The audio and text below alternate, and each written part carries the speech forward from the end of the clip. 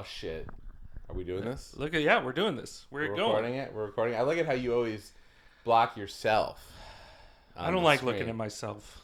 I like looking at you, buddy. Well, that's fine. We're gonna sex it up. We're gonna sex. This I is like a looking sexy episode. at you. You like looking at me. You guys were doing a sexy episode.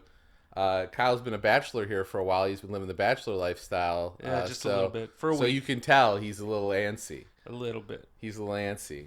And so he's going to bring a lot of sexy energy here. Mm-hmm. As much as I possibly can. I know. That's all. You can only do what you can do, buddy. So we're talking movies. This is Up-to-Date Cinephile.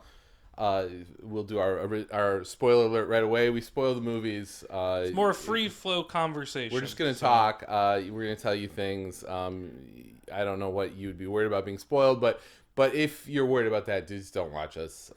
There's a lot of things in the world out there. There's a lot of content in the world.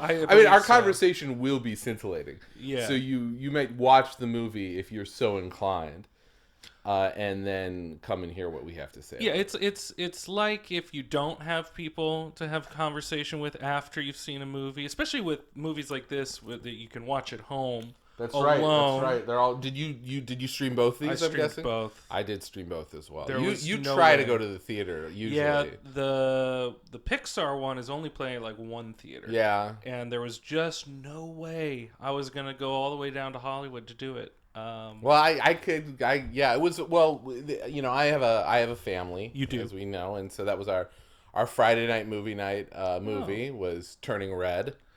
And then we're also talking about The Adam Project, which is a movie that I didn't know existed until you assigned it to me for this episode.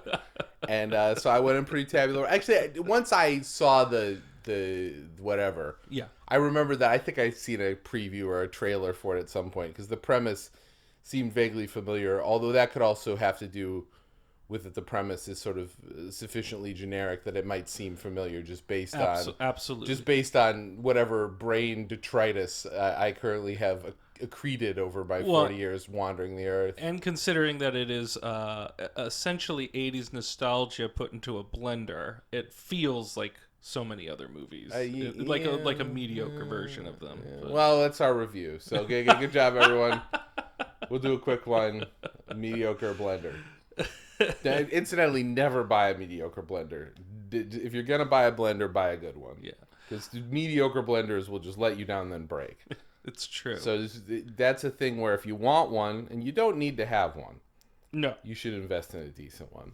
Yeah. I guess we'll do Turning Red first. Yeah, right? I think so. I think that's the more enjoyable conversation to have. Yeah, let's have fun first. Let's have dessert before dinner. Yeah, and dessert before veggies. I suppose. Yeah. I mean, I would consider it more of a meal because it has more to offer. And there's a lot of eating in it. There is. There's a lot of good-looking food. I was hoping... I would definitely wanted to go over there and eat some food. I got to tell you, when it had the one sequence where the father is cooking, and it was very... the animation was very sumptuous, and it really focused in on the food. I was hoping it was going to turn into kind of a ratatouille. Or like Water for Chocolate or something. Yeah. I was like, oh, this is a food movie. Yeah, a food movie, but it's just a feature because that's a one. That's kind of a one-off. That's kind of a one-off, right? To introduce us to the father who doesn't have much and doesn't do much. He's kind of a step above a piece of scenery. Yeah, I was actually a little disappointed how and the fact that after he gives a very emotional speech to his daughter about she should choose for herself, and then she chooses to be a red panda and starts going to the concert, and they're all trying to pull her. He joins in pulling her. I was like, this is a betrayal of this character. Yeah, that was a little weird. That was a little weird. Strange. I mean, so I really like this movie. I thought it was pretty great. Yeah, well, I like it. But there's degrees, I think, with Pixar. I think there are, there are things about it that I question, right? Sure. But overall, I thought it was pretty great. I really found it an enjoyable watch, in spite of some story choices that didn't 100% work for me. There's some scripting problems, I want to say. So, I mean, what do we want to say about this? Yeah, I mean, it's not gonna supplant. I mean, for me, Inside Out remains the top of the Yeah, Pixar I mean, pile. Inside Out, I had a pretty emotional and very personal connection. Even though it's a young girl, even though it's the emotion, the range of emotions, and the drama within her mind, and how that all plays out.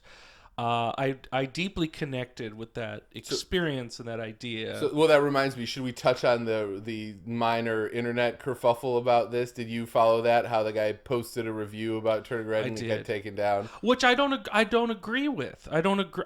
I think that because his review was claimed to be racist, and it's not true. I think that's unfair.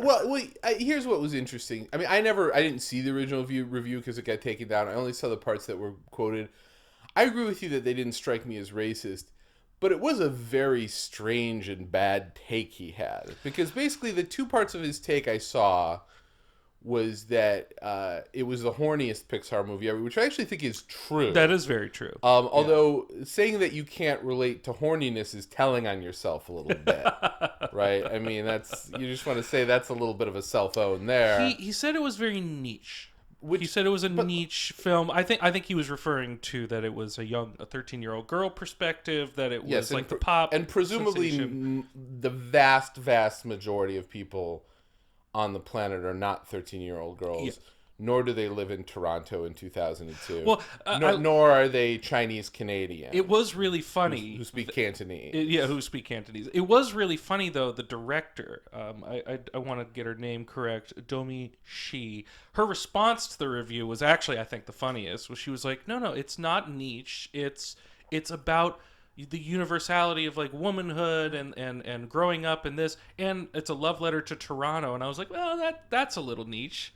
Because not a lot of people know Toronto. Not a lot of people know that. I think she's saying what it is from her perspective. Absolutely. She made the fucking thing. Yes, she did. And she's going to have a certain, where her creative juice, like where a person's creative juice comes from for a certain thing is an interesting but sort of esoteric question. Because I don't know that it really can tell you what the thing is actually about. Sure. I mean, it's interesting to know, like, what were you doing? What did you think you were making here? But what was fascinating to me about that criticism, and what makes it to me such a weak and sort of strange criticism, is that at the end of the day, this is a coming-of-age story, which is such a common story form that we have a name for it. We have several names for it, Romana Clef, right? It's such a basic idea, and it's so relatable that the idea that this is not like a relatable movie is very odd to me. Yeah. That's a very odd hill to die on, because it's just the oldest. So what you're really saying is you just didn't like this particular gloss. Sure. Right? And so, while I wouldn't say on its face it looked racist, I understand people taking umbrage to it in this sense. If you look at the first wave of Pixar movies and animated movies generally, even the ones I love, like Inside Out and Up and Toy Story, they take place in a very generic white middle-class suburb. Yes. Right? Yeah. I guess Inside Out seems to be in kind of a more urban setting, but we spend most of the time in our heads, so we don't really get a deep sense. And that is or has been, I mean, the criticism coming from people of all different groups is that is a culture like any culture, but it's been treated as a default, treated as a blank slate, treated as just kind of like the most relatable. Yeah. I guess, I don't know, if you're talking about, that probably still represents a plurality of American experience for the moment, if you wanted to break it down. But it's no more or less specific than anything else. And I think at its worst, its sort of genericness takes away from a sense of place. Like, this movie does have a real sense of place. Sure. And you know that I'm a big advocate of the claim that specificity breeds universality. Universally breeds impression. Like, I did not find any aspect of this movie. I mean, obviously, I don't want to say that, like, oh yeah, this was my childhood, but the basic idea of like coming of age and moving into adolescence and dealing with this sort of inchoate desire, like, I thought the treatment of the horniness of it was very good and was very reminiscent of early adolescence, which is that you have all this desire, but it manifests itself in sort of weird ways, and you're not really ready to do anything with it. Well, it's just kind of this free floating, Like, she draws these pictures that are supposed to be sexy, but also just ridiculous of the convenience store dude as a mermaid. I mean, that's hilarious. Yeah. Right? And it's cute, and it's kind of...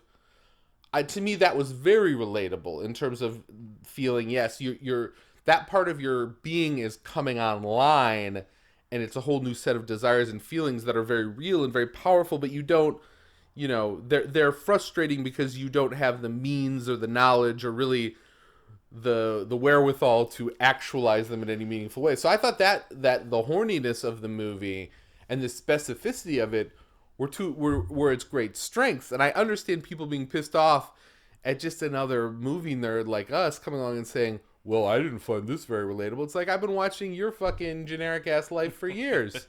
Well, and I couldn't say that was bullshit. Sure. Now you're calling, I mean, I think the idea that it's niche.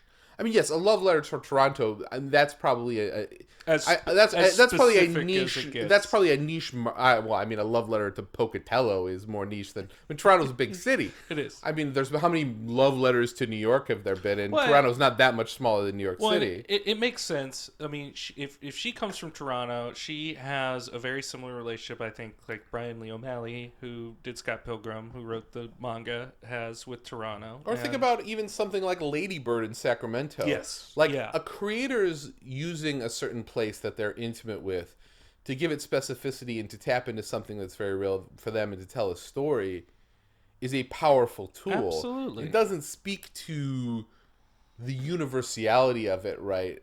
I mean, unless the experience is just so esoteric, and there's nothing in this movie that is esoteric. But it's about, if she connects with Toronto in a very specific way, it's very much how we connect with our hometowns in very specific ways. And I mean, outside of them calling a beanie a toque, I just didn't feel like there was a whole lot. I was like, when she said, what's with the toque? It took me a second. I'm like, oh yeah, fucking Canadians call those toques. I mean, that was like the extent of my feeling alienated vis-a-vis it's not even the Toronto vis-a-vis the Canadianness of it, right? There is not a lot of alienation.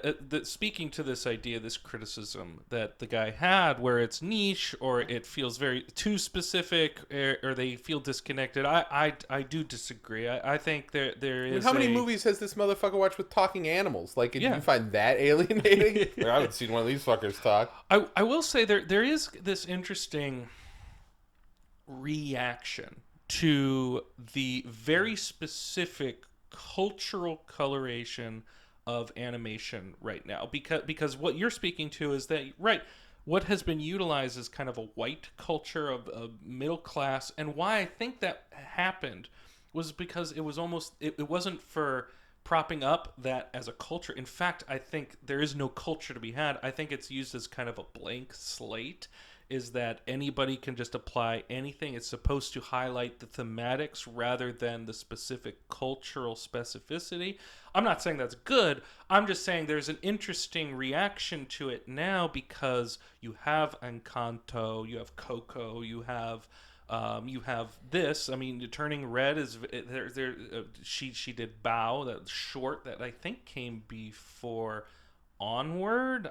Maybe it was one of those Pixar shorts that plays before Pixar movies. And so she's utilizing a very specific cultural, which in Asian culture is probably the largest in populace in the world. I think still at this point. So there is something to be taken from that there's for some people they're going to react because of their ignorance, and I don't mean ignorance in an entirely negative way. What I mean is just a basic ignorance of not being exposed to this kind of stuff, and so you don't necessarily re-engage with it as immediately as you would. Yeah, I mean, it's hard for me to comment on that, right? Because I'm extremely enlightened. I'm extremely cosmopolitan. I don't know. I feel like most people have probably eaten some Chinese food at this point in their life. I just don't. There are things that are about other cultures.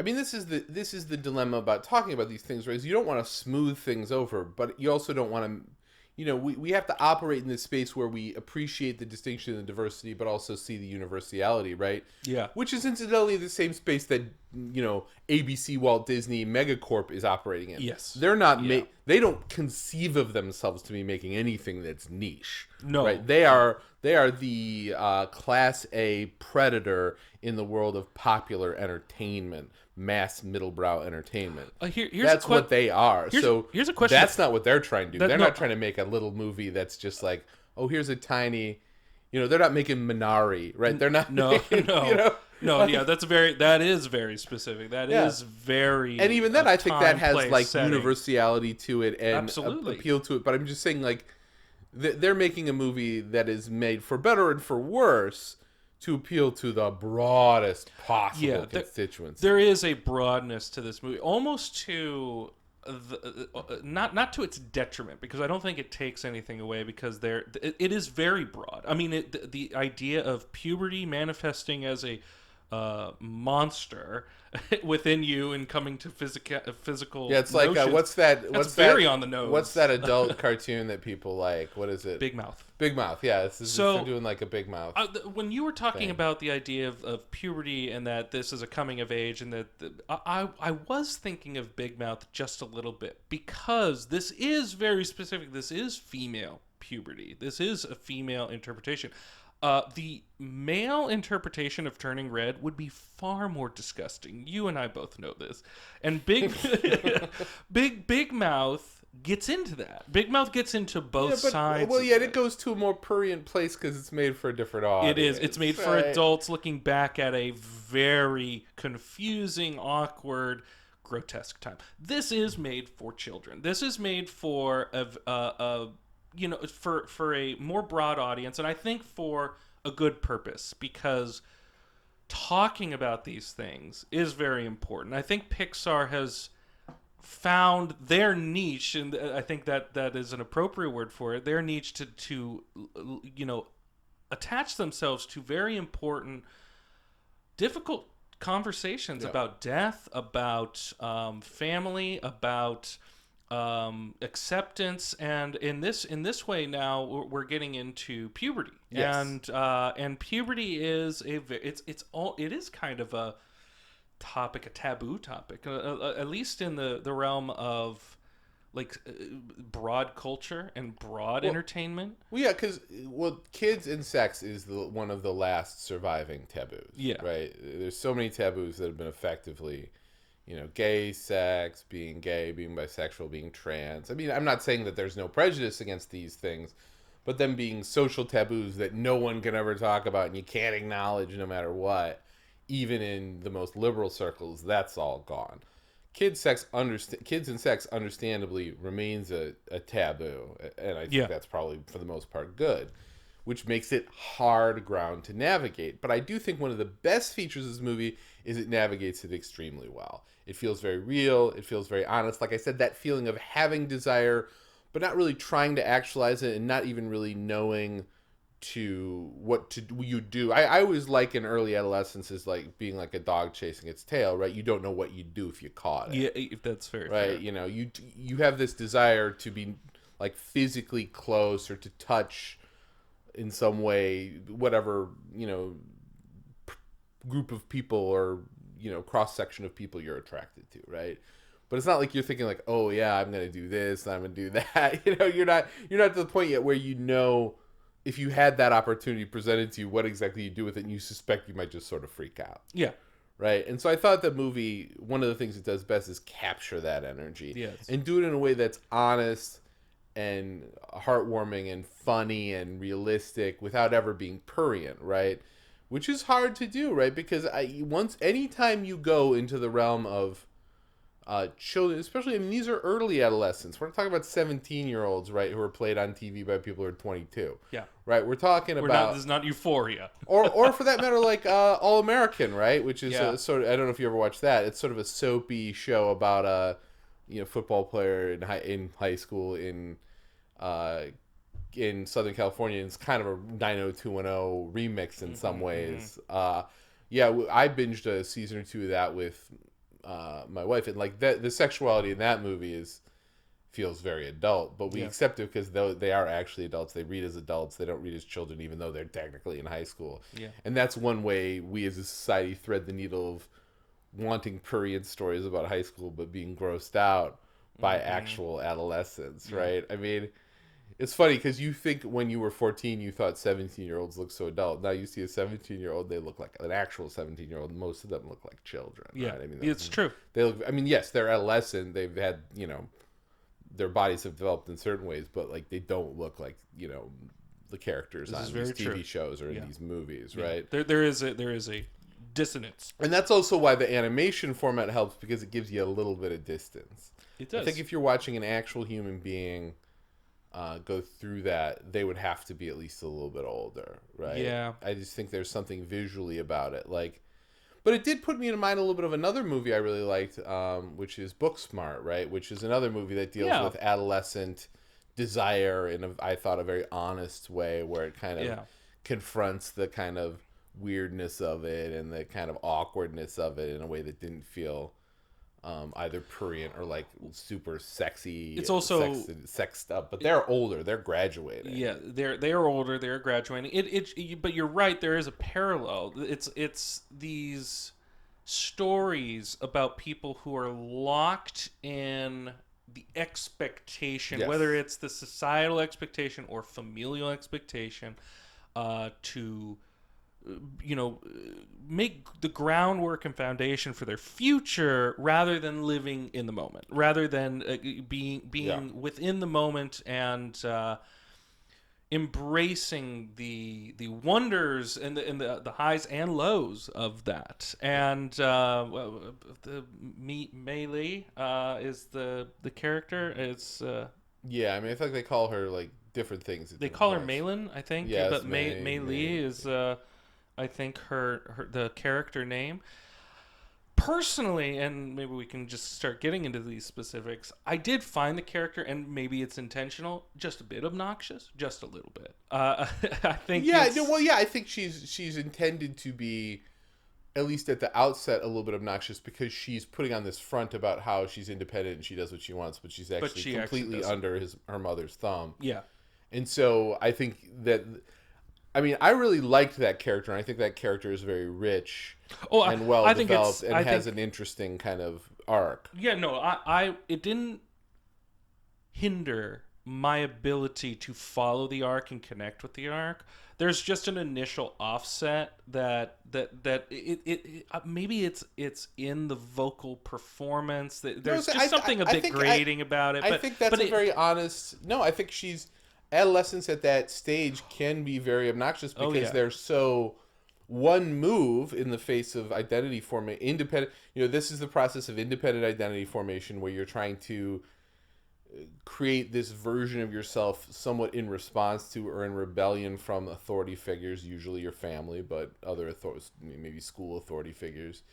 And so you become very in your face with your identity, right? You're sure. Like, I'm this kind of person. I'm into this and I'm into that's when people start getting super into like, I listen to this music and I don't listen to this shit. Yeah. And you like this, and that's for old people. Well, and that's why I said I think it's intentional. I think so too. And that's a hard thing to balance. It's hard to make your protagonist sympathetic to the overall, which I think as soon as you get introduced, once you have the mock, like almost narrative approach where she's telling the audience, it's almost breaking the fourth wall.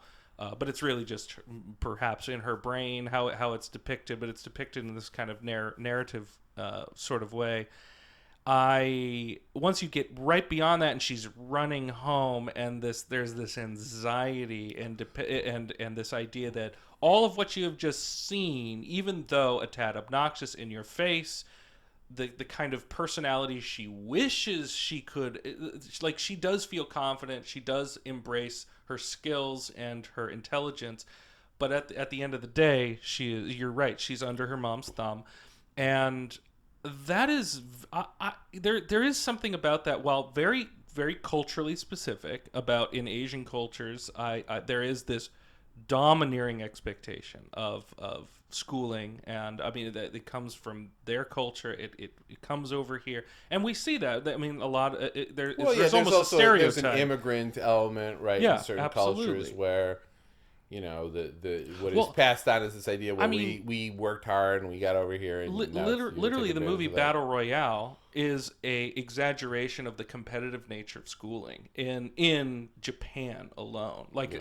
there is just a competitiveness and a nastiness when it comes to being the best or being the best of your class. Like I hope it's gotten better. I don't know. I don't live in Japan, but that was made in 2000, and you're right. A combination of coming from that specific cultural subset combined with an immigration mentality to succeed and to do better.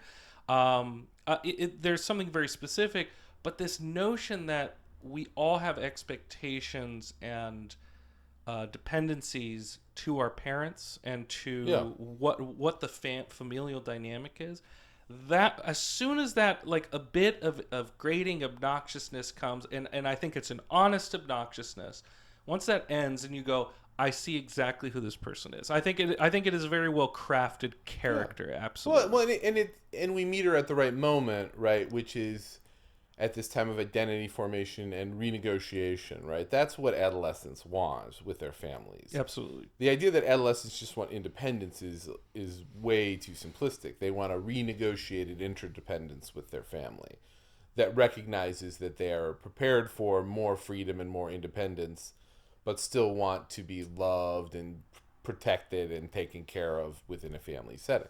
Yeah, absolutely. So I think the movie handles all that really well. I mean, my character issues in the movie, which are probably my biggest issues, are not about May, who I think is an excellent and sort of well-done character. I think there's just too many characters, and they all come along kind of at the end without a lot of friction. Oh, yes. Right? Yeah. Which is, it's funny, right? I'm glad you brought up Encanto, right? Because this and Encanto are the same movie. It's the exact same premise.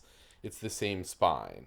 Young person needs to bring old people along. It's about mothers and grandmothers and daughters. Yeah. It's very telling about kind of the cultural shift that we're not making father-son movies. We're making mother-daughter movies, right? Mother and grandmother-daughter movies about how the previous generations have failed the current generation out of their intransigence, and they need to be moved, right? And I will say that I think a compare and contrast of these movies is interesting to sort of illustrate what main Disney and what Pixar do differently and how they handle things differently. I think you've already hit on one of the biggest advantages for Pixar in general, which is that they love to deal in ambiguity. Yeah. Which makes the premises and where they sort of find their characters different and I think more interesting. I agree. There's really nothing ambiguous about Encanto. No. Mirabel is right.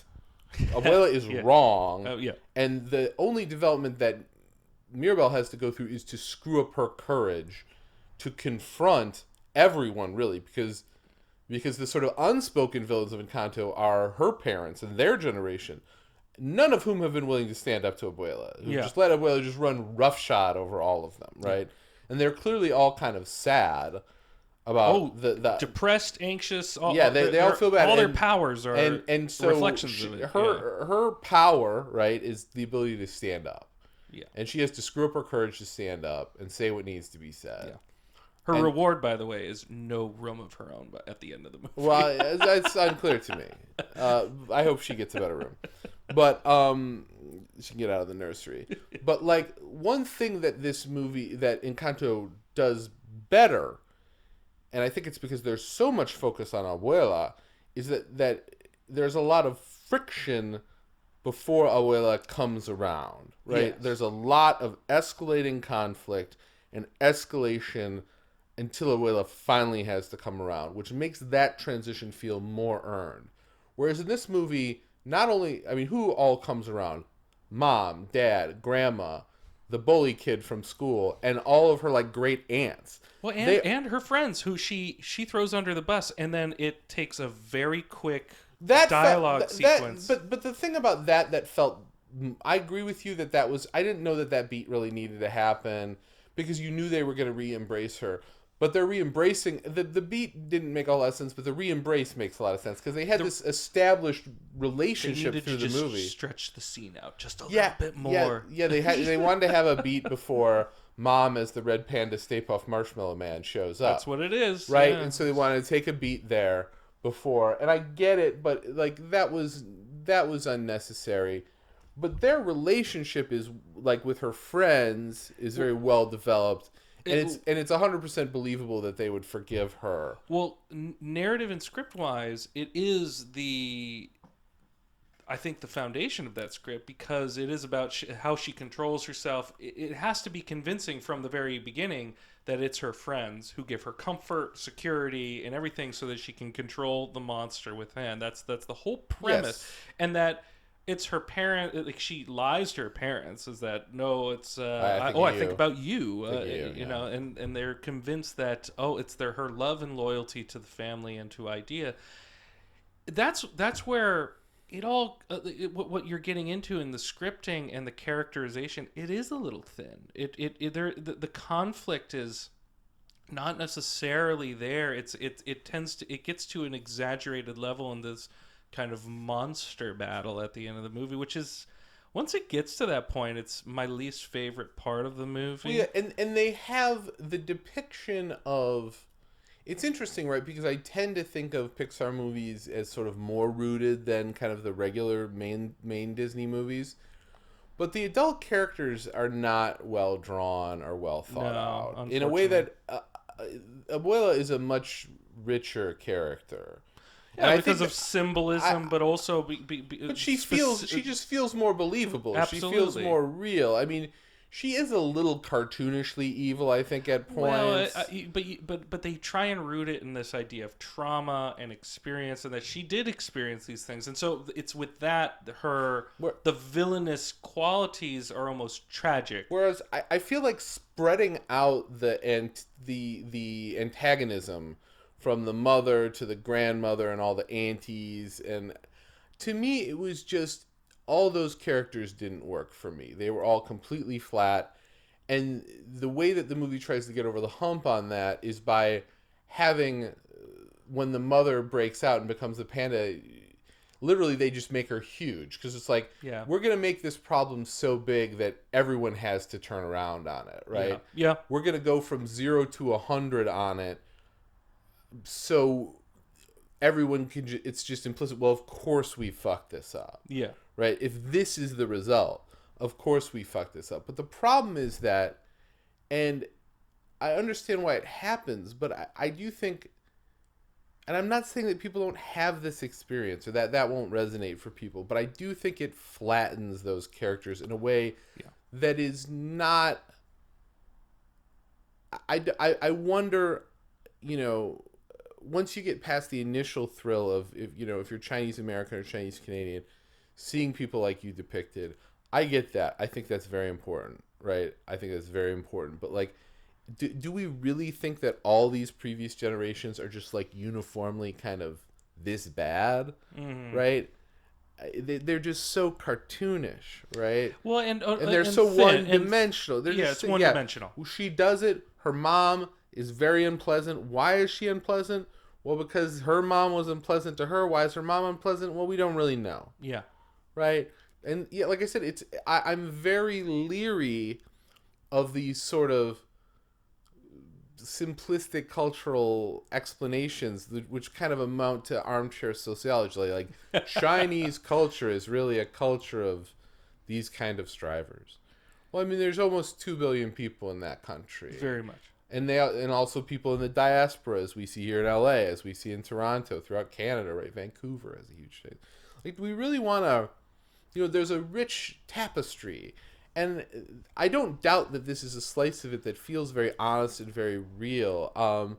I didn't grow up around I didn't have any friends growing up who were Chinese American, but I had a few friends who were Vietnamese American, which is a very different culture, right? I mean, you don't want to, Southeast Asia, East Asia, but they were the, first generation immigrants, right? And their parents did drive them very hard. Yeah. And their parents were not, they were all people with working class jobs, hairdressers, construction workers, maintenance workers, who did push their kids exceptionally hard to succeed. So that I don't doubt that there's like there, I mean, and shit, what's her name? Amy Schwa wrote Battle Hymn of the Tiger Mother. Like, this is a real thing. Yeah. I don't dispute that it's a real thing. But I also think that the movie does sacrifice something in just flattening these characters to being just a vector of like oppression, who then turn around at the very end in a very sort of frictionless way. Yeah. Because the one thing, like I said, in Kind of Was Better is there's an escalation of this, then this, then this, then this. Versus here, it's just like, oh shit, we're gonna do. Well, first, like, we're gonna do the thing. Of course, we're gonna do the thing. We're gonna seal up May's panda, and then it doesn't work, and then they're upset, and then the mom just freaks out and goes to DEFCON 1. Yeah. Right? And so you get this very quick escalation, which I understand what you've built into the movie about all this rage that is driving, the mother and maybe the grandmother. But, like, it just seems so accelerated because you have... And we haven't even talked that much about the bully kid at school who just becomes their friend because he likes the boy band, the same boy band that they do. That is ridiculous. It's just like everyone just comes around. Yeah. And to me, that just feels a little dishonest. Lazy. I think it's dishonest. Yeah, it just doesn't. It's not very satisfying. I absolutely. Unlike May, whose progression is very interesting and satisfying, and we get to watch the whole thing, and we get to see her. And I love the decision they make to have the panda kind of embraced at school, because I did not expect that. I didn't think like they were going to monetize this thing. That actually did surprise me. And I'm not often surprised in these movies because they're often pretty predictable. But I was like, ooh, that's an interesting wrinkle. And that adds again to the ambiguity. So you have this rich ambiguity around the younger characters. I understand not everyone's going to... Like, her arc is the main arc, and it's going to get the most development. Like, I get that. But I feel like you could have treated those... Whatever you wanted to make the antagonist, you could have treated it in a better, interesting, more subtle, more complex way. So this is my main problem with Turning Red, and it's exactly what you're talking about. It's what I love about Pixar is there's this emotional catharsis that they ultimately build up to that is incredibly unassuming. It surprises you. And it really gets into kind of a universal core of your feelings. Whether it is, even in the milder versions of it, something like Onward, which is not one of their best, but what ends up coming around, what is an obvious realization for the character has to change and has to come to an understanding. An understanding, I think, is really key, that he strives to go for his father... To find his father, to bring back his father, when he realizes that his brother has been his father, like in that role placement. It's in that moment that the conflict between the characters, between the brothers, that has been it ebbs and flows. There's highs and pleasure and enjoyment, but then they fight and they're against each other. They're almost antagonists in a way. Because of their miscommunication. And then what unfolds is understanding. And that's so beautiful and wonderful. You get that in also Soul. I'm trying to focus on like because I think Turning Red is in the newer vein of Pixar, under I think Pete Docter is the head of Pixar, and he's ushering in these original pieces of content, very culturally specific content, very, very engaging in very interesting ways. And with Soul, even though my personal opinion with Soul, the understanding should have been even more so, it should have been deeper, is that in Soul, it has to come to the realization that it's like, my role, my purpose is to be a teacher. We have these aspirations thinking that to be the musician, to be on stage, or to be something grander than we are is more important than actually connecting to the people that surround us. And with Soul, personally, the ending should have been he doesn't go back to Earth. He becomes a teacher and he guides people in the afterlife. He does not go back. That, for me, that would have been more emotionally satisfying. And for me, Turning Red is a denial of this very idea of the Pixar catharsis. And it's because of what you're talking about. The thinness of the adult characters, when ultimately, if Melee is, or Malin is not going to change, which I think that is because of her character and discovery, negotiation, as you will, in that age, it is supposed to be her being accepted to be herself.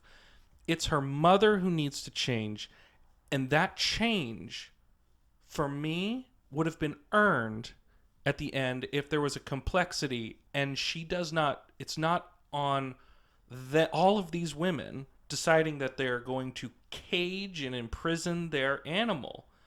They should have chosen, because of Malin, to accept their animal. Not all of them, but at least her mother needed to have a sort of acceptance and understanding of her daughter, because of this culture or this family, maybe specifically, has been denying this curse or this gift. And that would have been emotionally resonant for me. It would have bridged the two characters for me, and it doesn't happen. Well, see, I feel a little bit differently than you, because Sure. I mean, I think what you say about her choosing to change or not change, to me, the point of the movie is that there is no choice to not change. They both represent a change, which I think is very true for adolescence. Yeah. Things are different. You can have some effect on how that plays out. But at the end of the day, like, whether you make the decision to give up or not give up the panda, both of those are thresholds that you can't come back from. Sure. Right? And they represent not so much change, it's just a fork in the road. It's a change no matter what. Right? And I find her catharsis when she ultimately decides not to do it, I found that affecting and effective. Sure, but that does not come at the end. That's 3/4. That's comes 3/4 of the movie. And then the rest of the movie is what doesn't work. Yeah, but it doesn't work as well. I mean, Yeah. it's still, I still found, the movie, like I said, I really liked it a lot, and I thought it was charming and effective.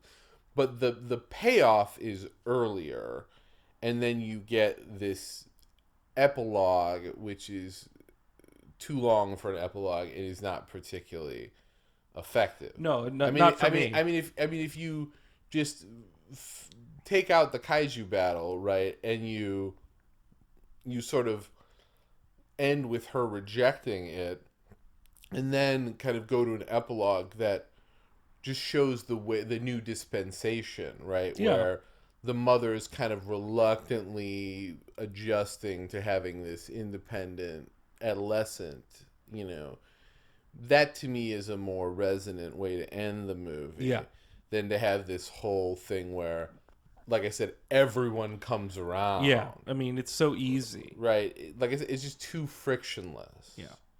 And that's what doesn't work. Yeah.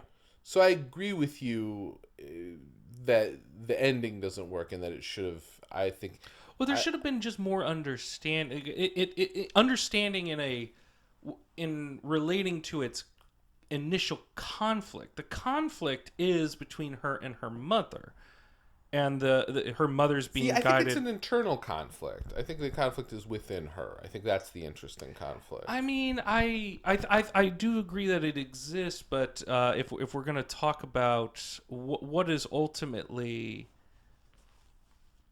because it's interesting because the internal conflict to me is it's with Malin either deciding who she wants to be for herself versus what her parents want her to be.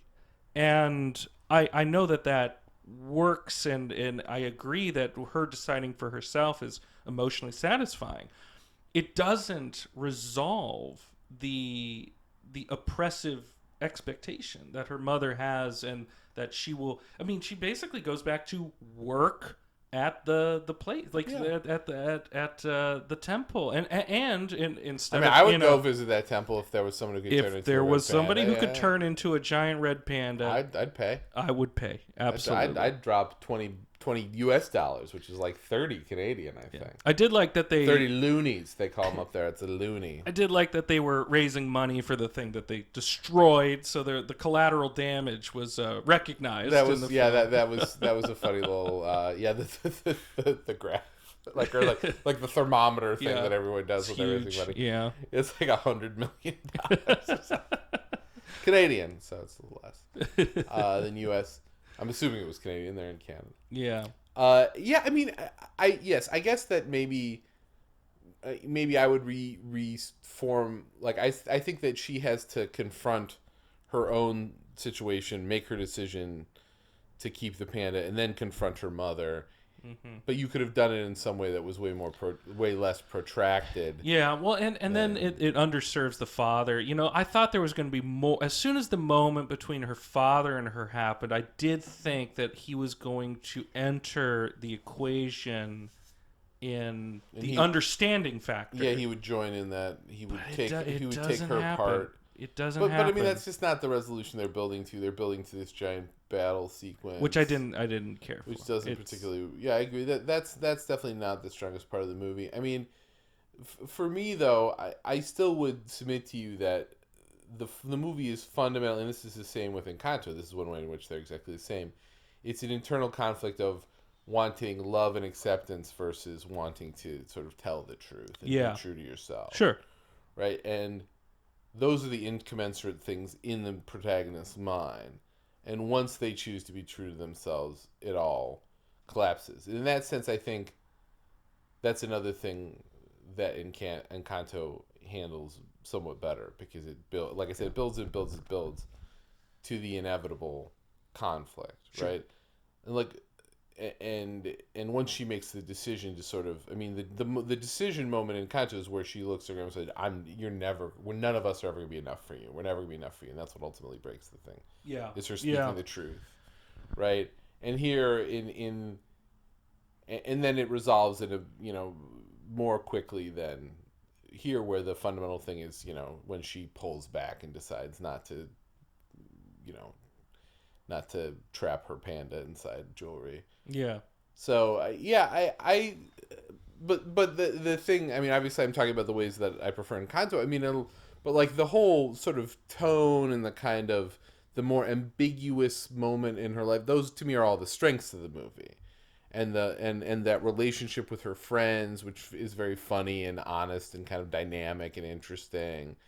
All that I really liked too. And like I said, I really like kind of the turn. Like I said, the movie does take one unexpected turn, at least for me, where they decide to embrace the panda at school and like use it to like raise cash. Yeah, it's fun. Which I did not see that coming, and it sort of took the movie in a direction I didn't entirely anticipate. Well, so ultimately, it sounds like we both relatively enjoy this movie. Well, and I just one more thought on that. What I particularly liked about that, and what I think once again is the strength of Pixar movies in embracing ambiguity, is that it's just a mixed blessing. Like everything, like adolescence is just a mixed blessing. Good things will come from it, and bad things will come from it. And what you strive for is acceptance. Absolutely. I mean, that's why to me, Inside Out remains not only their best movie, but it has the most interesting and sort of moving resolution. Because the thing you have to accept in Inside Out, as once you transition to like adolescence, is that life kind of sucks. Yeah. Like there's a lot of sadness and frustration. And, as someone with a 6-year-old at home, you live in fear of that moment, but you also understand that is the price of admission to becoming an adult eventually. Absolutely. Is accepting that your life is going to have a lot of moments and feelings that are very ambiguous. Yes. Inside Out is masterful.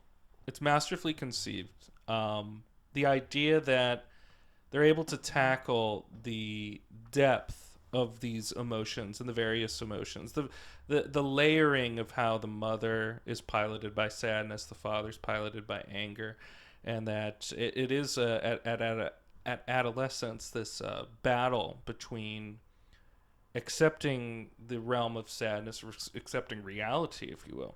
I think Inside Out is a pioneering achievement for the studio.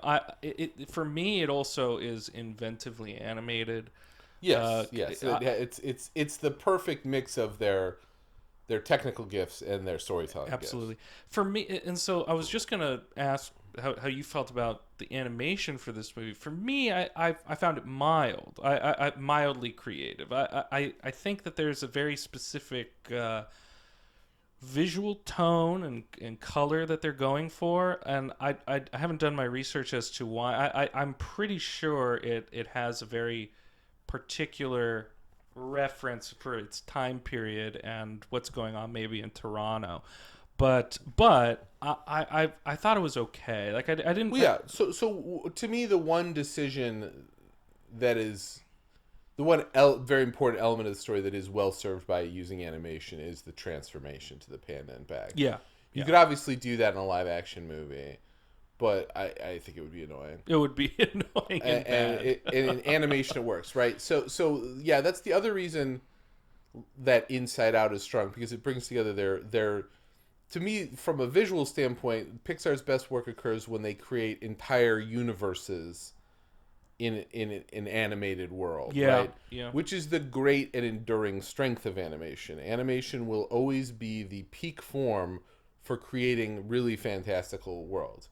You can obviously do it with special effects, which have gotten very impressive, but at the end of the day, there's always still the cognitive dissonance of knowing, like, that's a human standing next to something that is not real. Yeah, it's true. Whereas with animation, you can absorb people into it because the whole thing's not real, so it's a universe unto itself. Yes, absolutely. And so the most visually impressive things that Pixar has done, Inside Out, Coco, right? Like, I think from a story perspective, Coco is pretty paint by numbers.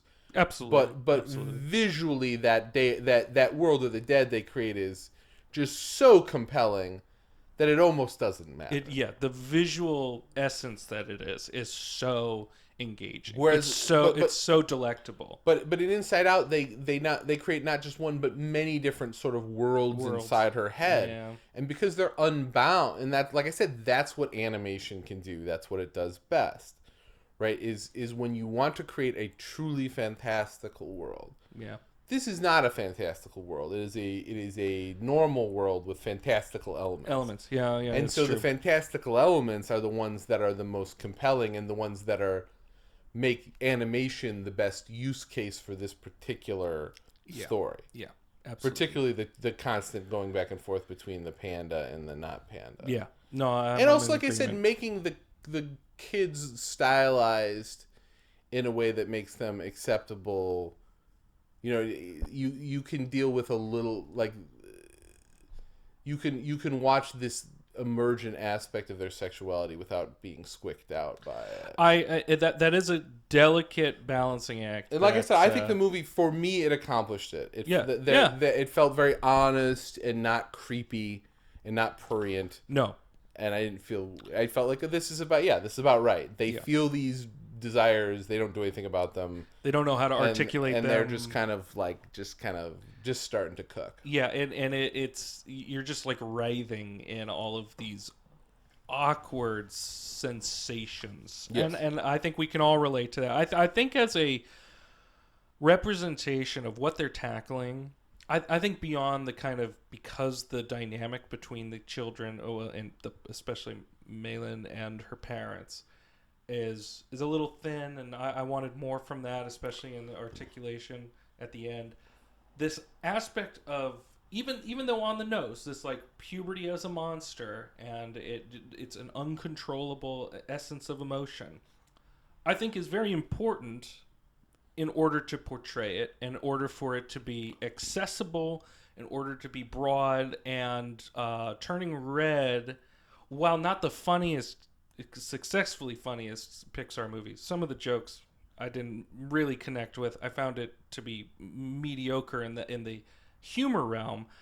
I do think, though, the focus and its convincing story and focusing on Malin as a full-fledged character going through this, I think will be very important for a lot of people and to experience. Yeah, I mean, to me, it's definitely like, you know, like I said, for me, Inside Out sort of stands alone, and then there's probably a tier of another few movies that I rank really highly.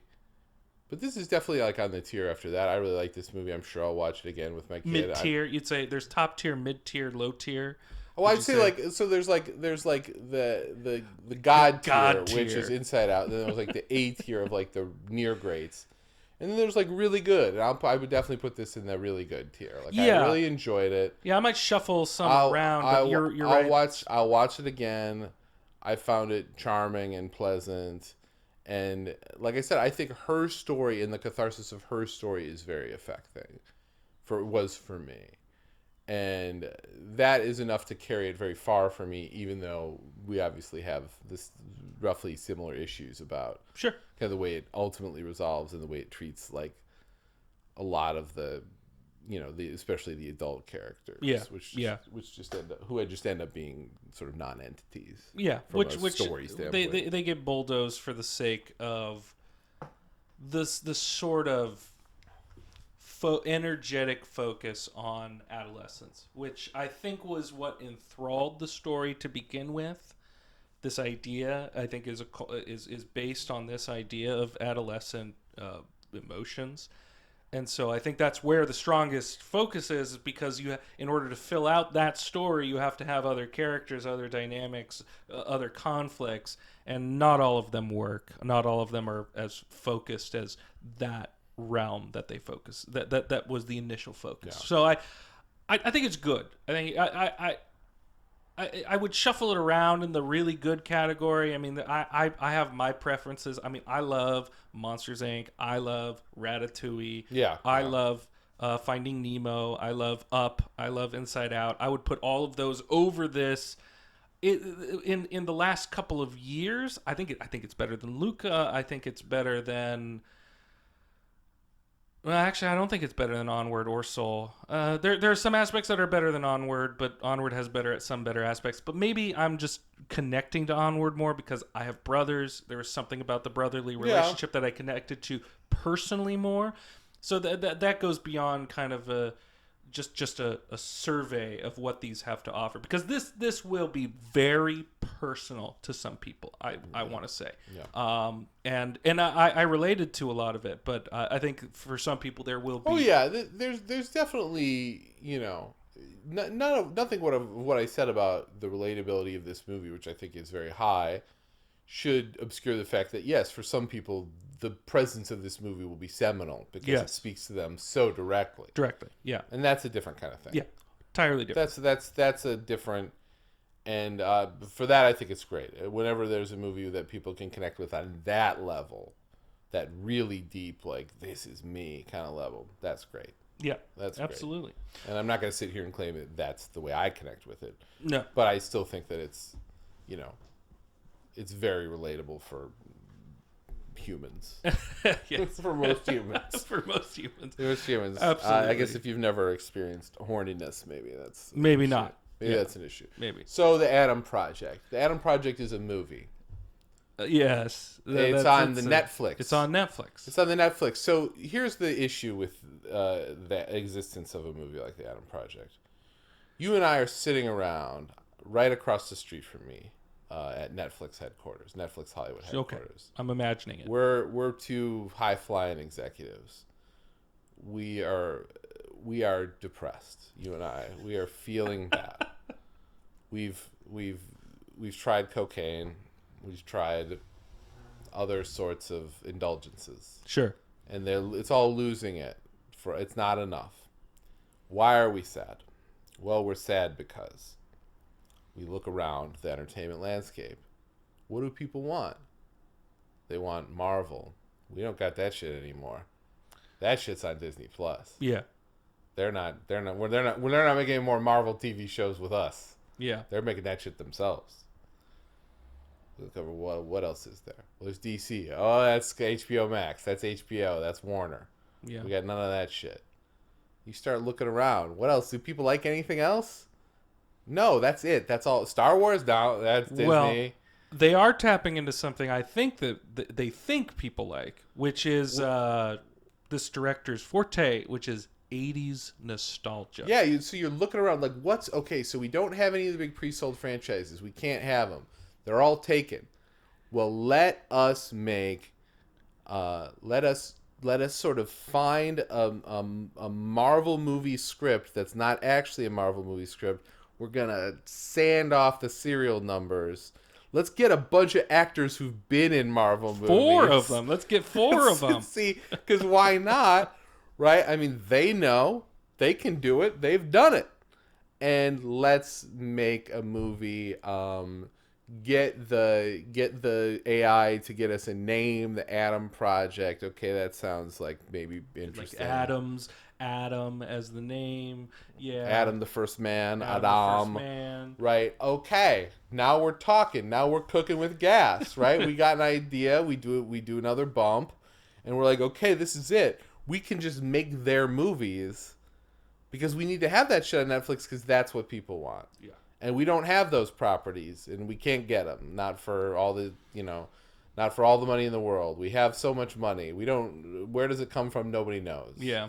Nobody knows where all this money comes from that we spend making 17 original films. Netflix is an anomaly. I do agree. But we have it. We got money just coming out our eyeballs. We'll give $75 million to Adam McKay to make a movie about how much he hates people.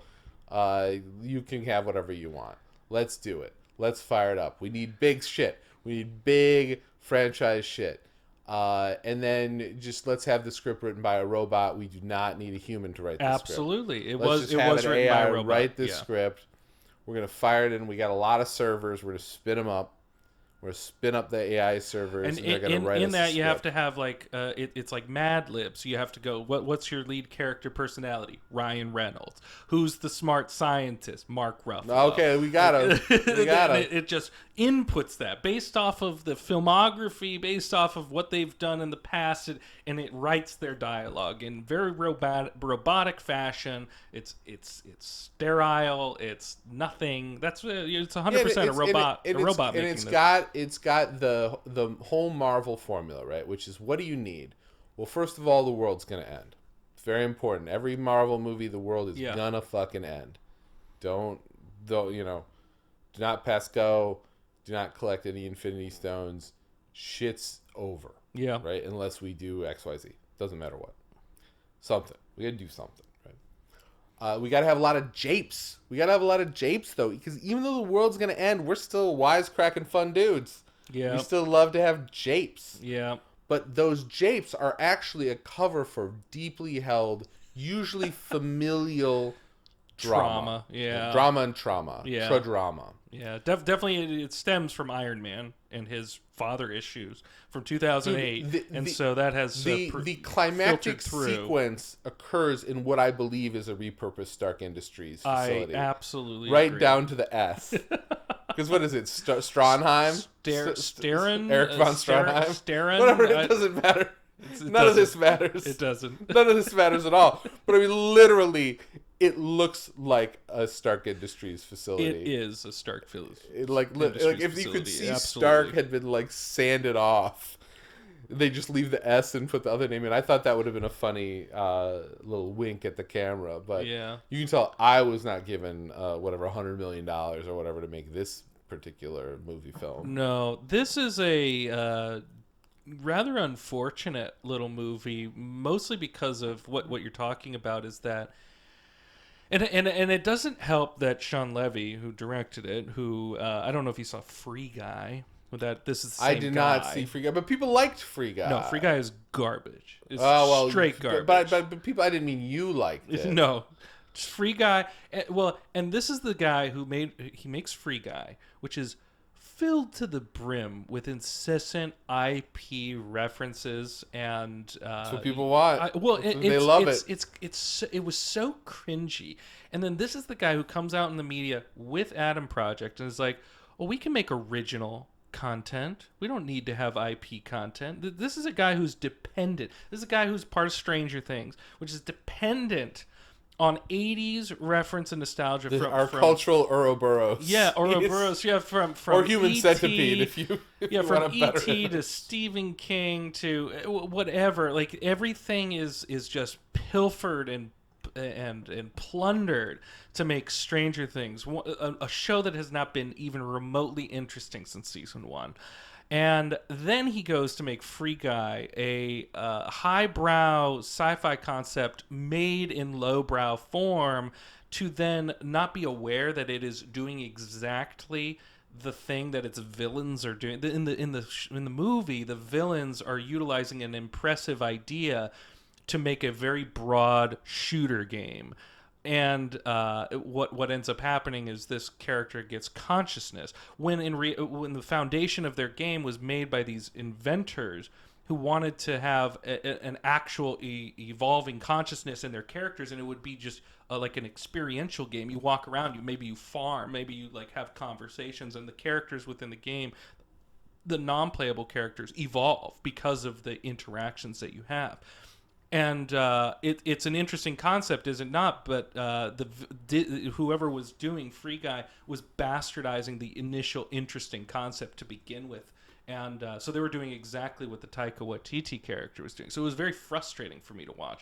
I'm like, you don't realize that you're having contradictory messages. You should have done almost a ex machina sort of thing, but then it wouldn't have been as interesting. You wouldn't have gotten as much money. And so there's a whoring out of their sensibilities, but he's trying to keep this kind of ego that he's making original content, when the Adam Project is also just a bastardization of like The Last Starfighter, Back to the Future, IP references to Star Wars and everything that is 80s. Several Star Wars references, right? The lightsaber plus that chase through the forest, to me, was obviously a riff on Return of the Jedi. Return of the Jedi, absolutely. And so the Adam Project is very frustrating because as you were setting this all up, which I found very humorous. I love that you come up with this stuff in your head, Ben. It's I know you did not plan that. There's a lot going on. I know, it's fantastic. Not all of it good. Getting into your brain is a fascinating process, but like, be careful. The script, as we talked in a joking way, I'm deadly serious. It is so run of the mill, so rote, so just fill in the blanks, and the dialogue is trying to be whip smart, but it comes off as flat. The dynamics between the characters are forced. Oh God! The logic of this movie, which maybe that's not even a realm to even question, but this internal logic of time travel that they betray and deny on every step of the way to kind of, I think the role is to confuse you as to their rules, which I think is awful. When you do a time travel movie, you have to have rules. I don't care what they are. Just come up with your own rules. No, the reason they don't ever clarify it is because they need to do the catch scene at the end, and they have no way to explain it. Like, why do they hang around for 5 minutes or 10 minutes? I don't know. Versus forever, or the only two answers that make sense are forever or zero. Or zero. Absolutely. That's it. Those are the only two that make sense. No, and they throw this line. It's like, I feel different. Yeah, I suppose it takes a while for 30 years of time to unwind. So literally, they just make some shit up. They make shit so up. They can get their big emotional impact scene at the end where all the three get played. It doesn't work. Well, it would to work. You'd have to care. Absolutely. You'd have to care about any one of these people. And of the three of them, I guess I care a little bit about the kid because I think you? I think the kid does as good a job as he could with the material. I found him terrible. Oh, see, I think I find Ryan Reynolds to be much more terrible than him. Well, because he's doing the same thing every movie. But here's the thing. And he thinks he's being deeper in this one because he loses his wife and he gets to be angry. He's about basically it. Talk about like frictionlessness. He's basically awful to his former self for 90% of the movie. Yeah. And finally he's like, "Oh, you were actually good." And it's hard to watch because it's gross and it is mean-spirited. And nobody would actually do that. I cannot imagine any human being who is not a card-carrying sociopath who would treat their bullied child self as badly as Ryan Reynolds does. It's true. I mean, it's hard to watch how mean he is to this kid. Yeah, it's an interesting interpretation because I don't think it rings very true. No. I mean, they're trying to explain it in that he's angry with his father for dying, which is a weird feeling to have. Maybe he's just angry because he wasn't there. I mean, don't worry. The kid breaks it all down. He does a 30-second psychoanalysis, and it all makes sense. But the thing is, like, that Ryan Reynolds is just a terrible character. Absolutely. He does, like, literally, you can tell It's that not even fun. you can tell that they don't know what to do. So they do the easiest trick they have, which is that you're going to make him a shithead, which gives him some place to go. Now, of course, you have to give your protagonist some place to go. They can't start unless it's like James Bond and you're just going to have him look cool. You need to start him in a place where he's compromised, which gives him a way to develop, which gives him a way to grow. I understand that. But they have no idea how to do it. So they just make him a shithead for most of the movie, and then the kid says something, allegedly profound. And then he's a good dude. Yeah. That's it. That's the character. That's the development. And it sucks. It sucks to watch. It makes the movie unpleasant. It makes the movie grating. Yeah. I mean, why would I want to watch Ryan Reynolds spend the vast majority of this movie? Because really the movie is mostly the two of them. I mean, a couple people pop in, but it's a lot of the two of them. And it's just him being terrible to his former self. Really mean, not even in a funny way. It's not funny. This is not a funny movie. No, it's what's uncomfortable about it is that you get the sense that they're trying to be funny. No, they think it's funny. This is you're right. This is supposed to be like clever, quippy dialogue. But yeah, this is the copy of the copy of the copy at this point. We are getting into the real, just like detritus, just the absolute sediment at the bottom of the bottle. Yeah. After we've sucked all the life out of the formula that, you are correct, was birthed by Iron Man. Yeah. We are at the absolute ass end of that, making just the most derivative shit. And, yes, you get new things by recombining old things. That's the only way to get new things. There's nothing new under the sun. The good book tells us that. Ecclesiastes tells us that. As you well know. I've had my Bible studies. Yeah, as you well know. So the trick is, how do you recombine the things in new enough and in new and interesting ways so you get a new thing at the end, right? You can do it. It's been done many times. Many movies that we love have managed to recombine until they eventually got to a thing that felt new and fresh and exciting. This is the absolute opposite of that. Yes. They should have just remade Iron Man, which would at least be entertaining and sort of weird. It would be such a weird... Imagine doing like a Gus Van Sant Psycho style shot-for-shot remake of Iron Man, but with Ryan Reynolds. It would be so weird. I'd watch it because I think this is fucking... Or even remake, I don't know, remake the last one they did. Remake the new Spider-Man movie shot for shot with different... It's like, it would just be the most expensive piece of like weird ass art. Yeah. To remake a movie that was just made shot for shot. That would be much more interesting than whatever this movie is. Yeah. Well, I feel like what's going on here is Netflix or some studio or however the base motivation on writing this particular script, because this is because of its 80s tinged nostalgia, which I find repugnant. I find this dependency on that Fuck era the 80s. is gross. The 80s suck. Fuck Ronald Reagan. Fuck them all.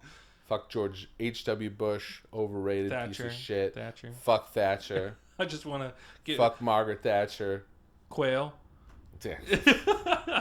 I don't know. I'm just How many people much younger than you even know who the fuck Dan Quayle is? I don't know. I mean, all he's remembered for is misspelling potato. Yes. That's what his big... And my favorite Dan Quayle, what is it? Hawaii is an island that is in the Pacific. It is an island that is right here. I think I know Dan Quayle mostly because he was a Lewis Black bit. He said, he misspelled potato. When you said it, you spelt it, you jackass. Like, that was the whole bit. But that's why I know. Yes, that's his most famous thing. And apparently he was given a card to read it off, so he was screwed. So somebody messed up. But we can't necessarily blame them because it is the word potato. So, anyways, the 80s and our dependency on this, I don't know, our fealty to its fashion and this love that we have, or that I want to say it's an imagined love. I do think nostalgia is a neuroses. Like I do think it's a sickness. See, I like this. Now I feel like you're quoting Frank Zappa, who is correct in this regard. I love Frank Zappa. So he was right more often than he was wrong. Absolutely, I'll say that. Agree. I'll say that about the old guy. Rest in peace. Rest in peace, indeed. I do agree with this notion because there is it kind of numbs and saturates our media to something that is reference based. There's no potency to it. There's no it's if I wanted to make something akin to the 80s, like if I wanted to remake The Last Starfighter, which I think that's at the basis of this. It's like, oh, we want to remake The Last Starfighter, but we want to be kind of more clever, clever by half. By not doing a remake, not doing a known IP, and by the way, we're not going to do The Last Starfighter because we don't have a lot of really credible children actors who can hold down the entire movie. So we're going to do that, but we're going to also put their older self. We're going to put a Ryan Reynolds type, to anchor and guide the entire movie. And so everything about it feels forced. Everything feels lazy. Everything feels weird, and so there's nothing really enjoyable about the movie. And for me, I love time travel movies, and this one is so aggravating because of this idea. What I said in the beginning is that there's no rules going on here, and that's a big problem. Because they deny their own rules. There's paradoxes in what they're claiming, and you have to set yourself on the road to success. Just choose a set of rules. What I found to be the most aggravating about it is that the entire time, Mark Ruffalo's character, who they go back to the past, he's alive. The whole thing about their traumas, their father died when they were about 11 or 10 years old. And they're reeling from that. The older self is still reeling from it. The younger self is getting into fights, and it's all this kind of this crux of their emotional trajectory.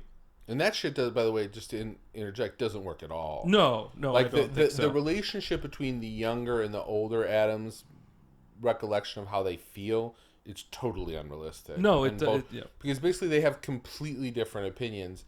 And the older Adam doesn't even seem to remember holding this earlier view. Absolutely. As opposed to, like, having a more evolved view or a different view. Like, because he has the more evolved view of how to see the mother, where it's like, you should see that she's struggling too. Yeah. I should have seen that she was struggling too, which is like an adult view. But then his view of his dad is more childish than his younger self. Absolutely. And diametrically opposed, which is like a progression that no human takes. None. It's not believable at all. No. That you'd go from loving your dad and missing him to hating him and blaming him for all your problems. Yeah, it doesn't make sense. That's just not a realistic dynamic. No. Right? And what goes on with that dynamic, what goes on in this relationship is that he pulls a Christopher Lloyd with Marty McFly and Back to the Future. Like, he's like, Dad, I have to tell you something. 12 years, I have to tell you something. He's like, you can't tell me anything. You can't tell me anything about the future. Because any little thing, as they're like tear-assing around and blowing exactly. They're tearing through these towns. But see, this is what I fucking hated about this movie is that it sets you up in the very opening scene.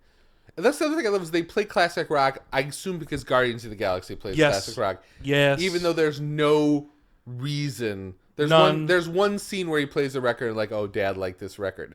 It's like, once again, it's like an AI bastardization of like just the nub of what is like a major plot point in Guardians of the Galaxy, whatever you think about there's no reason to have that music playing. But they're playing it, it's Give Me Some Lovin' by Spencer Davis Group, right? Yep.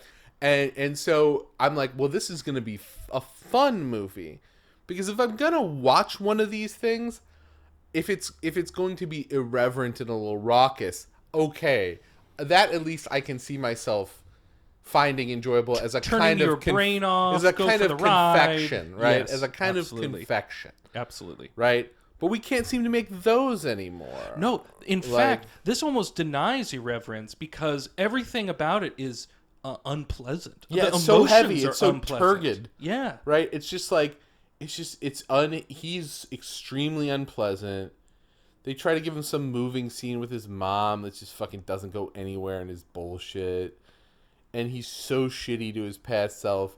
And like I said, has a more emotionally simplistic view of his life Yeah. than his 12-year-old or whatever. I think the kid's supposed to be 12. 12, yeah. I mean, it's just so bizarre how shit like this gets written. I know. Because it's very simple. Because you could have made it fun. You could. And at that point, like, I'm less caught up on, like, the rule thing bothers me less than it bothers you. Because, but except because it's... Except what I said earlier, which is that it's just such a fudge to get this, like, final scene. I agree. That's literally the I guarantee you the reason they can't make the rules is because there's no set of rules where that final scene that they think they need so much of the three guys connecting makes sense. Yeah, this is what I was building to, though, is that Mark Ruffalo puts such an importance. He's like, you can't tell me anything. I know I die. He's like, I know as soon as I saw your faces, I know I die. He knows that. But you can't tell me when it happens. You can't tell me what happens because it's cosmically important. And yet they kill Catherine Keener's younger self in that movie and she disappears for the future. How does that Well, none of it makes relate? sense, right? Because also one of the big emotional points in the movie is that this experience of seeing his sons is transformative to him. Now, if he has a transformative personal experience, presumably that's going to shape his life day to day in all kinds of ways. Yeah, that would be a cosmic change. Which makes it much less likely that he'll be doing that drive at that moment in that mindset when he gets in the car accident. Absolutely. I actually thought he was going to be alive at the end of the movie. Or that he died the next day or whatever. I mean, like, I'm just saying that to have such a sequence of earth-shattering events happen and then to have it not affect you in any way, like, it doesn't make any sense. It doesn't. The movie's internal logic, but to me, that's like the least of its problems because it's just so frustrating for me. I get it, but for me, I just the movie. I mean, you've got a protagonist who is extremely unlikable and not in a way that's terribly interesting. Yeah, it's like I said once again. Who is this character? This character is Tony Stark, but he's a copy of the copy of the copy. So he just it's like the royal family and all their incest. Yes, they all get and so you're scraping the bottom of the barrel of the gene pool. It's absolutely. It's just the product of constantly brothers and sisters having children, and they just get dumber and more slack and diseased. Yeah, this movie, there's just nothing to it. No. There's just nothing to it. It's paper thin. And it made me feel bad watching it because like I said, I really hate the protagonist. Yeah. And not in a way that is even slightly interesting. And anything about it that could lead you to the idea that it could be exciting in any realm, like the action sequences, while well choreographed, it's the setting. They happen in this backyard that's clearly on a stage. Like, it's just that house doesn't exist in like the real world. I will say when Zoe Saldana shows up and kicks ass for a minute was maybe my favorite point. For 10 minutes. But she did like come in and really kick ass. That's true. And I love Zoe Saldana. And that's probably one of the only moments in the movie I like where she first shows up and starts I like dudes. Mark Ruffalo. It's just what they do with his character and the emotional characterization that they put. I think he's convincing that it would change him, but you're right, the movie betrays any of this. They should just have called this character like Bruce Granner or Spruce Flanders. Yeah, because he's the smart guy. He's the smart. Yeah, but he's also a little scientist. weird. He's kind of Ruffalo. He's always ruffled. He looks like he slept in his clothes and didn't comb his hair. Right? It's just it's just like what it is. It's like, did they just tell him, that Hulk thing, just do that? Yeah. And then he was like, cool, yeah, I'd done that. I didn't cash my check. Right? I mean, I think Mark Ruffalo's a good actor. I don't hate Ryan Reynolds, but it's just beginning to. He's become like what we have now is kind of I allowed to Like, say that? Am I allowed to say I'm hating Ryan Reynolds? I'm beginning to hate him. well, you just did, so I guess you Yeah. are. God didn't strike you dead. Yeah, I I am finding him increasingly exhausting. It's funny, right? Because what we've done in the modern film era is we've kind of it's we don't have these kind of all-purpose leading men, it seems, anymore. Your Tom Cruises, right? We seem to have supplanted them with kind of horses for courses, right? Like, if you want the wisecracking, like, he's really just the younger version of what Robert Downey Jr. developed with Tony Stark, Yeah, right? You absolutely. want the guy who's wisecracking but secretly has a good heart. Well, then you get Ryan Reynolds, right? And then I feel like there's different guys for different things now. Yeah. And honestly, most of the big stars have become big stars by embodying a superhero, right? Mm-hmm. So like now Tom Holland's a big star because Tom Holland's Spider-Man. Spider-Man's Tom Holland. He's fine as Spider-Man. He's fine. I mean, like I said, for whatever we would say about those movies, I enjoy them. No, like, it's true. I would watch any one of those Spider-Man movies. I'd watch the whole set of them sooner than I would sit down and watch this movie again. Oh, absolutely. Because I know that I would get a lot of enjoyment out of it. Yeah. I might not love it, but I would at least find it entertaining. Their sense of enjoyment is pure. And I think it is a testament to the consistency that the MCU has generated. Although there are we talked Eternals, and that's unpleasant. Yeah, this dull. movie is very Eternals in its sort of leaden quality to it. Yeah. I mean, if I had to say, God, which one would I watch again? Probably this one because it's shorter. Shorter, but although I mean, I do think Eternals at least has some things that I kind of like what's his name, Barry Keoghan. Well, even though there's this like washed out quality to it, even though it's not Chloe Zhao's best visual work. But it's visually more interesting. Yes, it certainly has more compelling visual moments. Yeah. Than the action is better. Even though the action's not very good in Eternals, it's still better. And there's some characters that I actually think are kind of interesting. Like I said, the druid character I like. Yeah. I like because I like Barry Keoghan. I think he brings complexity. And you get less of the wisecracking because that's just like Kumail's job, and he's not in the entire movie. That was over dependency, but yeah. Yeah, well, we beat that horse to death, resurrected, and beat it back down. But the bottom line is, I guess it would be really hard to choose because the thing they share is just they're very uninspired and uninspiring. Absolutely. Right? Whereas, at least with the Spider-Man movies, you do get these moments of like, that's funny or that's cool or like, man, I wish I was Spider-Man. I mean, I never wished I was anyone in Eternals, nor did I wish that I was anyone in this movie. Whereas like, dude, it would be cool to be Spider-Man, right? And so you get some of that childlike wish fulfillment of watching something cool happen and being like, oh yeah, that's cool. That's funny. I think right? I mean, there's just some entertainment, and that's why I thought it was such a hilarious bait and switch when they play the give me some love, and you think, oh, this is gonna be fun. Mm-hmm. No, and then it's not. Wrong again. Well, I mean, I don't know if I have much more to say. I found the movie in its screenplay, dialogue, interplay exhausting.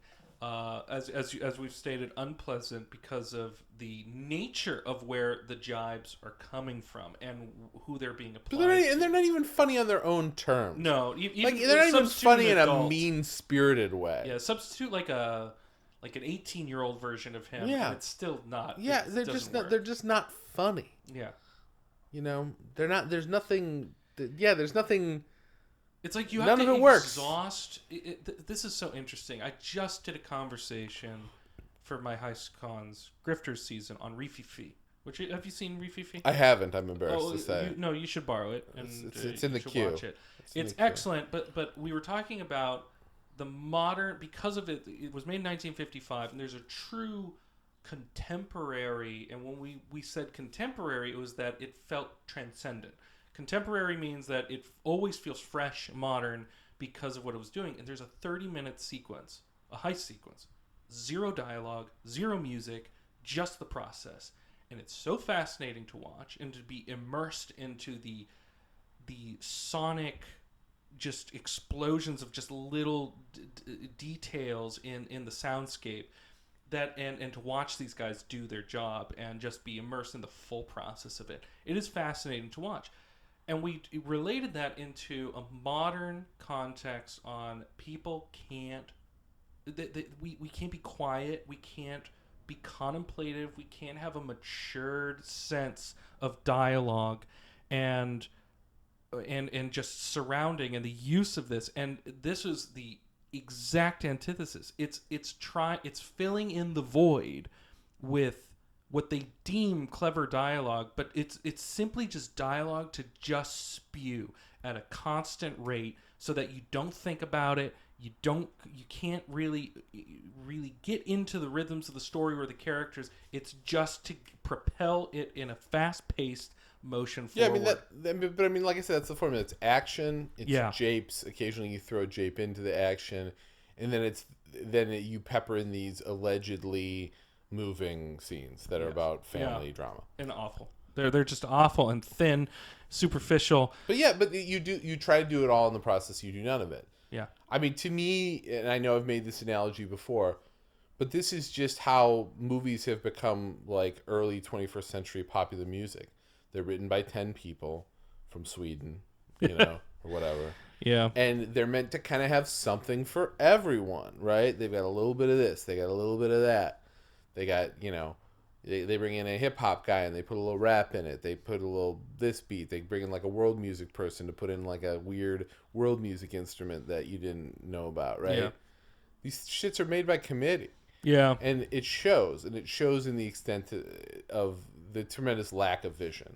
And I guess I'm the worst nostalgist of all because I do think that the actual movies that were made in this style in the 80s are much better. Oh, they are. No, they absolutely I don't think this is a minority view. Because I think they're earnest. They're earnest of their time. But I'm just saying, like, the only person who can make Spielberg movies seems to remain Spielberg. Yeah. Which is why, I mean, I don't know if we've ever talked about this movie before, but, like, I liked Ready Player One. I didn't love it. I didn't love it. It's not gonna come in with, Close Encounters or E.T., but at least it had that Spielbergian quality of having, like, some sort of warmth to it. That's true. He does have this sentimental warmth that is hard to grasp. That you lose when you like think that like it's like the people who make these movies think the way to be sentimental is to like pepper in like whatever 7 scenes. I'm sure they have a number because they're so fucking formulaic. That are like the emotional scenes. Like, oh, we'll do the one with the mom and we'll do that one in the gazebo. And that's what makes it impactful. They don't seem to understand that like whatever you, this is the thing about, I think really all art is you've got to try to do the thing you're doing as opposed to just doing a bunch of little things that kind of, make the movie that you're making, not this weird, it's all just a weird pastiche. Absolutely. Right? That's why I've often argued that the most influential movie of the 21st century is Shrek because it's just pastiche. That's all we get is just a pastiche of popular culture ideas that people have decided, well, these are the elements of what people want to see, right? And and it's not like all these people are as good as, I don't know, like Quentin Tarantino, who can make a pastiche of like older things that are a little bit more obscure and smash them together in a way that's novel and interesting, right? This is just literally remaking the thing that was made yesterday, which is why I think they should remake movies they just made. Might as well. Because that's all they're doing. Yep. But they're getting worse, right? Because they're running out of ideas or...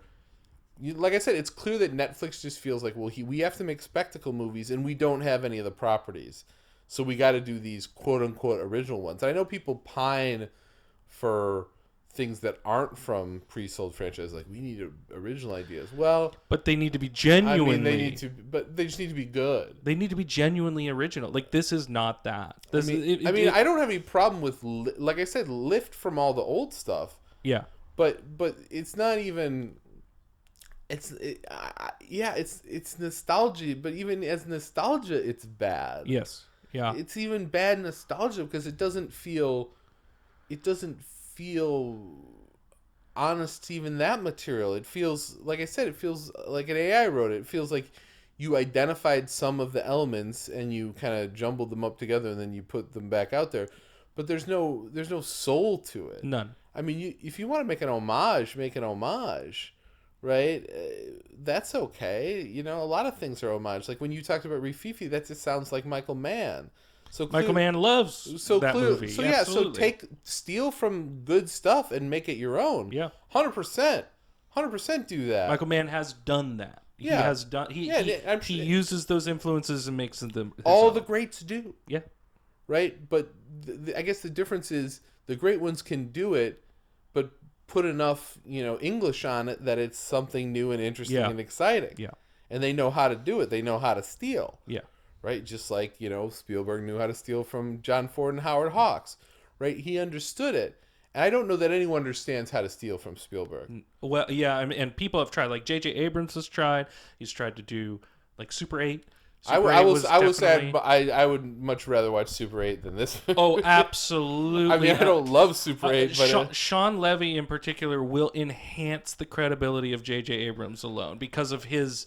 I mean, I haven't watched Super 8 in a long time, but I remember thinking, oh, at least this is, No, this is a dismal rendition. Enough. Yeah, this is a dismal rendition on that mode from the 80s, and so this is just a truly unfortunate depiction of what you're talking about. There's just such an emptiness to it that is unforgivable. And I think we'll never forgive you. We'll never forgive you. Sorry. He's doing Deadpool 3, so we'll see. Yeah, I haven't seen any of the Deadpool. Yeah, it's fine. You don't. Have you seen a Ryan Reynolds movie? Then you've seen the Deadpool movies, unfortunately. Well, yeah. What have I seen? I know I've seen him in movies, but I guess they weren't super memorable. I will say, I really do hope that this movie brings an end to de-aging because it was probably the worst I've ever seen in my Catherine life. Keener, what are we doing to you? that young Catherine Keener was. By the way, 30-year difference. Could have had a different actor. It's a 30-year difference for the character. That Catherine you could have had a different actor. Younger does not disgusting. I felt Very uncanny embarrassed. Very uncanny valley. And I love Catherine Keener. She's the best actor in the movie. And she's not good though. But I mean, nobody's good because it's not good. It's not good. But I'm just saying, as an actor, like if I picked one actor, if you let me draft an actor from this movie for my movie, I'm drafting Catherine. Catherine Keener has an impressive resume. I love Catherine. But Keener. I mean, I like Ruffalo. I like Zoe Saldana. I'm increasingly disliking Ryan Reynolds. That's the big problem. He's getting typecast. He's become that guy. He's printing money off of being the. He's the new Chris Pratt. That's for sure. Yeah, but I mean, even though he came before Chris Pratt, he's the new Chris Pratt. But I think Pratt is. I don't know. Like, it's funny. I of the Chris's, I would see Chris Evans in this movie more than Chris Pratt. I don't think Chris Pratt. They don't give him like the emotional weight. I don't know. Which is what I kind of like about him. This has Star-Lord anti-hero vibes. Yeah, but I don't think Chris Pratt could bring off like the scene with the mom or the scene he doesn't do those like those schmaltzy emotional scenes better, which is to his credit. Like that's yeah. I find him to be more entertaining. Yeah, because he's honest. I think he's more honest to what his range is. Yeah, and he obviously came from like playing that doofy character on Parks and Rec. Best thing he's done. But I mean, I like the Guardians movies, particularly the first one. The first one's good. I mean, if every superhero movie was at that level, I'd be happy. Yeah, me too. I'd be happier we watched these fucking things. Absolutely. I still would be sad that they were so hegemonic. But they'd at least. But I would at least go to them and think, "Oh, this was fun." Like fun. I enjoyed that 2 hours of my life. Yeah. Right. Which is all. I mean, that's the thing is we don't. We live in an age where we just seem to have a lot of trouble making these kind of movies. We do. We make a shitload of them, and a lot of them suck. Well, and especially for the avenue, I think the avenue for Netflix makes it worse because they just need to throw something up so that you just because it's not registered. You're not paying for it. You're not going to the theater for it. They just are registering any streams, and so there's such a well, it's like what we talked about in a way with Don't Look Up, right? Which is they just need some critical mass of content. Yeah. Which is sufficient that you don't think about canceling. Yeah. And so it's like, well, they realize, well, we need like event movies. We need big spectacle movies. And so we just got to go Or fucking the buy illusion of some that. of them. The illusion of that, because that's what that is. I mean, you could throw that on in the background and be convinced that it has the same rhythms, visual palette, and sensibilities that the movie that you saw in the theater has. And so it's convincing enough. Yeah, but I mean, they've also taken some swings. They've taken some risks. They've made some good movies. They do. I mean, I think that is their model. They're doing a widespread net on the possibilities and capabilities of the platform. But this was chosen for that purpose. Yes, I agree. So I'm done talking about it. Yeah, we're done. Cut it. Well, yeah, we'll cut. But just No cut. No, yeah, I'm Ben. I do the Dead Reckoner podcast. I would do this. Yes. I come on Kyle's show. I know movies and you don't. That's Kyle Bruehl. Listen to his podcast, especially episodes with me. Listen to things I do. Keep watching. Rate and review. We've got 2 of you coming out next week. Oh, wow. That's big. That's a big week for Monday me. and Wednesday. It's all about me. It's the finale of Dystopia. That's right. We're into, yeah. Finally, we made it. Man, I'm not as far along in season 6 as I'd like to be, but you'll get there, buddy. I'm getting there. I'm getting there. I believe in you. Don't worry. It will probably be regular scheduled programming. But yeah, I think next week there's some independent movies. I think more so that we will focus on. I think Ty West has that Texas Chainsaw Massacre homage X. Yeah. That I'm sure we'll probably go see. And there's probably another one that there's The Outfit if we want to do that. We'll find something. There's something else. We'll find some shit to talk about. Yeah, and then the week after we will definitely be doing Everything Everywhere All at Once. That's right. I think that better be good, because if that's not, I might quit. We might be done. One of my most anticipated movies. I hope it's good. From what I hear, it's just chaos and a pure joy of there it. we go. I'll take it. And then I think we're doing The Lost City, which seems fun enough. Yeah, I mean, I can deal with The Lost City, but I'm saying we need a few of these. We need, come through for us. Everything Everywhere at Once. Come through for us, Northman. We need some of these to be good.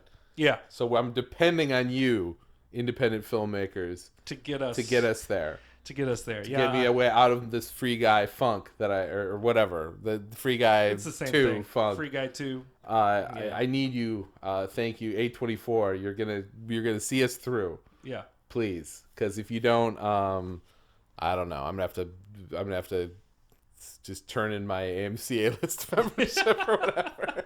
Turn in my badge. Turn it in. My reviewer badge. We'll make it work. I'm looking forward to the Northman as well.